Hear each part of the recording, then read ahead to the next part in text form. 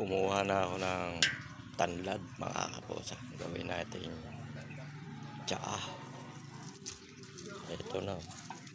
Yung green lang yung kukunin natin. Yan. Tara, lagan natin.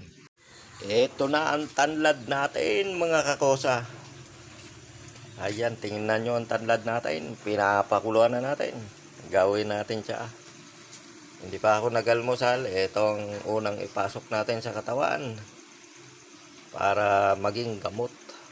Patayin na natin. Konti na lang yung tubig.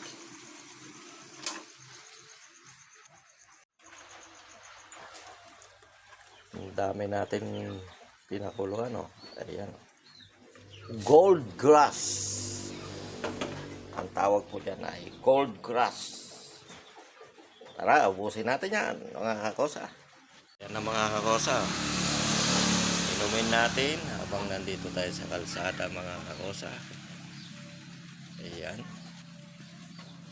Alam nyo naman kung para saan yung tanlad na yan mga kakosa. Anti-inflammatory yan. Pampaihi. Panlinis ng kidney. Saan ka pa? Inom na.